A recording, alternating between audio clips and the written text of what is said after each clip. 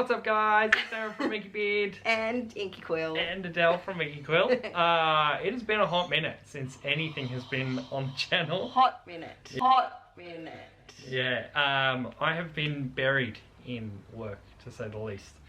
Yeah. But we did manage to take a quick trip. If you've come from Adele's channel, you'll already know. But we took a quick trip to an awesome bookstore.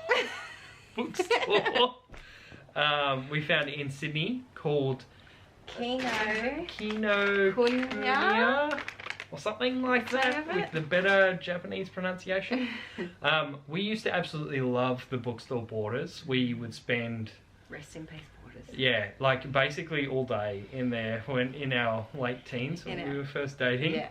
Our uni days when we had nowhere else to be. Yeah, exactly. Else to do. Yeah. We just had a little bit of money and like a lot of time. Yeah.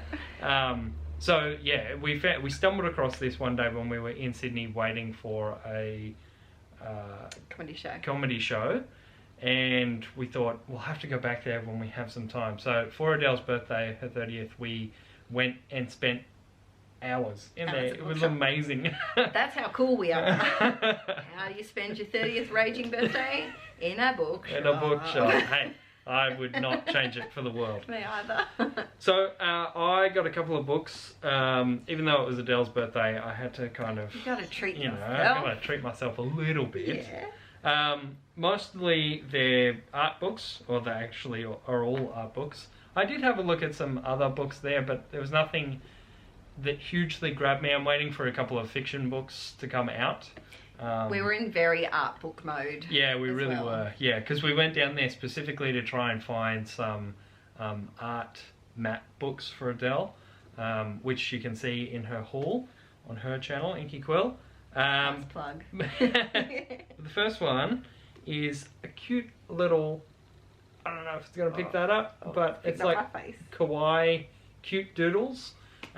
Just like a little kind of one of those books that shows you the basics of how to draw some stuff, and then it gives you a space to actually draw it. I have to admit, I was surprised when you picked this one up because it's a different art style than I've seen you do. Yeah, because I think that's one of the things that, which is why it drew me to this book, is because I would like to do more, not so kind of realistic and more just... not so sketchy? Yeah, more free-flowing, just draw some basic shapes, get the shape of things down and kind of rely more on the overall general shape rather than like shading and all of the kind of intricate stuff. Yeah.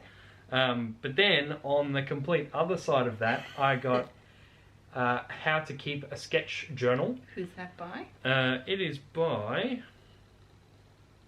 no one specific, which is weird. That is strange. Who's the other one by? 3D Turtle Publishing. This one is by Sarah Alberto. That's Cute Kawaii Doodles. But yeah, How to Keep a Sketch Journal. This is actually just a, I think it's just a publishing house that have gone through and talked to some artists about, you know, how they keep their sketch journals, you know, tips to kind of stay at it, and then it's just kind of really just some pictures and basically showing all the different styles, different versions of people's journals, like what they used for, helpful tips and tricks to actually keep up with it. It's a really satisfying book because some of the pages look like pages. Yes, like actually in the out of the books and stuff. Yeah. So that's a really nice one because I do want to actually I'm about to start the 100-day project, and I'm really tossing up between whether I should do like an artist's journal or because I've been into 3D modeling a lot recently, which I want to put some stuff up on the channel. I've just got to get my butt in gear and actually do that. Kind of cut it down and just show some, I don't know, project work and like the finished result sort of thing. Maybe kind of do like, rather than have an entire time lapse, just have snippets and maybe more like a studio type vlog, but digital only. But yeah, and then there's always watercoloring. This is a really cool book. I picked this one up and it was kind of near the sketching journals by artists and stuff, and then I saw that this urban watercoloring. Felix Scherzenberg. Scheisenberg or something. Yeah, that one there. Any of our European friends, if you can pronounce that for us, that would be awesome. That looks really good. But it just shows a whole bunch of different techniques for watercoloring urban settings, but then it also has stuff about like watercoloring different types of styles for characters and signs and different techniques for watercoloring, which I would love to get back into doing some watercoloring stuff. That was one of the first few videos I did on my channel, and I'd love to kind of get back there. At the moment life's pretty busy, but we'll get back there. We'll get back. And I think that's exactly why I picked this book up, because I've thought if I can pick up some tips and tricks to do it quickly and just kind of get in it and not have to worry about super technique driven type stuff, then that'll be good for me. And then this was just kind of random. A bit of fun. Yeah, a bit of fun. It is a artist's tarot deck, basically. Art Oracles it's called, and it is by no one in particular. Every card is a different artist. Yeah, so there's like Frida Kahlo and Van Gogh and all different types of artists, and they're kind of like give you sort of inspiration and just like random kind of different techniques to work with, basically. Yeah, it's fun. Yeah, I thought that'd be pretty cute, and you know, maybe use it in like some videos to do process videos or stuff, kind of step out of my comfort zone and expand a bit. Inspiration, pick a card and get inspired by it. Yeah, exactly. And then I couldn't go past these. They're little index socks, like, you know, the index cards from the library and stuff. Well, that was super cute. I just need some new socks, and I couldn't go past those. Couldn't go. And then there is an excellent stationery section.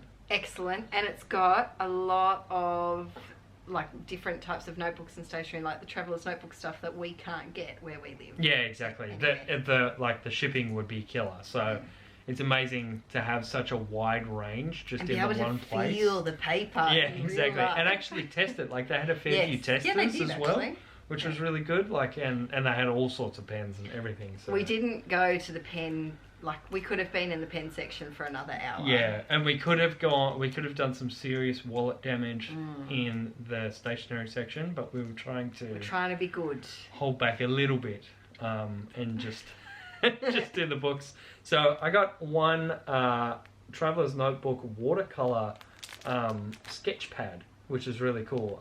It has very thick stock, and I'm actually really interested to see how this one goes, because Adele bought me a Traveller's Notebook, which I think I've shown on the channel before. I don't think you have. Oh, I thought I had. Maybe in like a haul. Maybe. When we went to Melbourne. I don't know. You'll be able to see it in the videos below. But 48 pages, so I'm keen to see what that paper's like and how it holds up to maybe even some, because it is quite thick. It's not quite mixed media or watercolor paper, but I am interested to see how it holds up to maybe like inks or, you know, Tombow markers or something like that. It's got perforated paper, so if you make a mistake, rip it straight out. Or if you make something really, really cool, you can just take it out and scan it. Yeah. So the Traveller's Notebooks inserts, they had a lot to choose from. I also got one. That one was, how much was that one? It was pretty cheap, $10. $10. Yeah. Yeah, so that's kind of the average, and these ones were $7.50, which is pretty good. That is really good. Considering they're the proper, like, you know, Traveller's company from Japan. So, yeah, it was good. We got lots of stuff. But yeah, so that was a quick little haul for you guys. Thanks for watching, and hopefully I will put up more content very soon. Let Aaron know what you'd like to see in the comments too. Yes. What types of videos. Yeah, I want to get back into doing some of the notebook stuff, and I have actually been using and now I can never pronounce the name, Stology or whatever it is. It's the notebook review I did a little while ago. I've actually converted to using that as my everyday bullet journal for work and stuff like that. So I might do been so everyday with that. Yeah, well, I it's commend good. You. Yeah, because it helps me focus, and also when, you know, it comes to a month later and they're like, oh, what did you do? When did you do this? Or what have you done to do some testing and blah, blah. And then I can actually flip back and just be... As a chronic notebook hopperer, swapping between all the different notebooks and lasting only about 5 pages in every one, I commend you. I'm usually pretty bad at that as well, but I think it's been really good. It's been good. Yeah. All right, peeps. Thanks so much, and I'll see you soon. Bye. Bye.